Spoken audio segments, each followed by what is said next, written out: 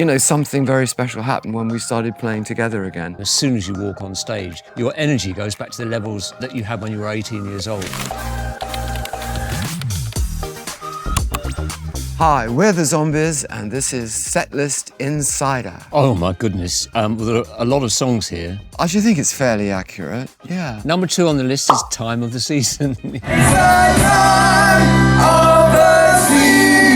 Time of the Season was actually released in the States a year and a half after we'd broken up. Al Cooper, perhaps one of the top producers in the world at that time, had just joined CBS Records. Al said, you've got to put out Time of the Season. One person in Boise, Idaho, picked up on the single and would not stop playing it. And after he played it, it spread like wildfire. The day that it was actually published, showing us at number 1 in the charts, was exactly to the day 50 years from when we were inducted into the Rock and Roll Hall of Fame in 2019. I know, it's incredible. With regard to Time of the Season, it was actually the last track that we recorded. It always amuses me because I wasn't really fully familiar with the tune. We spent the summer in Abbey Road recording with wonderful engineers who had just been recording with the Beatles. The Beatles were in the studio sort of 2 days before us. They left all their instruments around. We were picking up their instruments and using them, so we were really fortunate. So he's in the control room and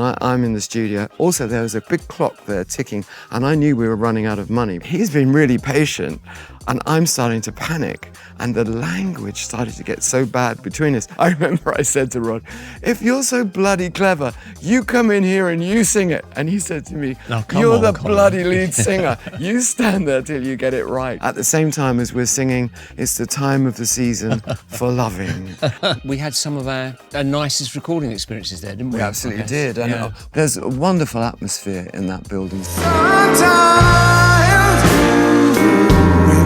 It was lovely to go back into Abbey Road. It was a great show. We just had 2.5 years of COVID, hadn't we? It was very exciting to be playing a live show for the first time in ages. But the other point about it was we couldn't rehearse. And also we were doing, 3 or 4 new songs from the new album that we'd never ever played live, and that was giving us collywobbles. It really was. I was a little overwhelmed. I hope it didn't show on the screen.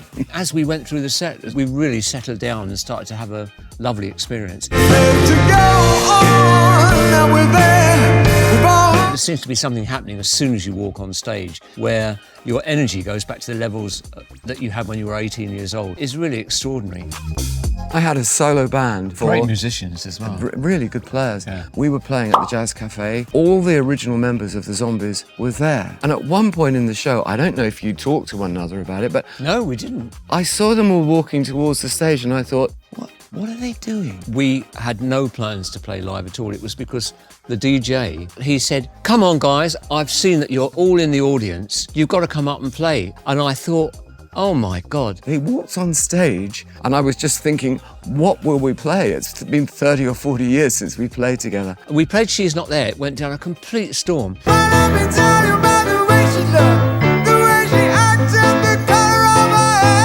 I said, come on guys, we've got to do a second one. Let's just do Time of the Season. It was an extraordinary experience. It's a magical wasn't it? moment. Yeah, I thought the Zombies was in the past and we would never ever play together again. But all I can say is that completely unrehearsed after 30 or 40 years, it sounded bloody good. It really did. Years later, I rang Rod, remembering that night at the Jazz Cafe, and I said, look, I've got 6 dates left on this tour. Would you consider... I didn't think he'd do it. I didn't think I'd do it. And he said, okay, I'll do the 6 dates. It's very kind of him. And no more.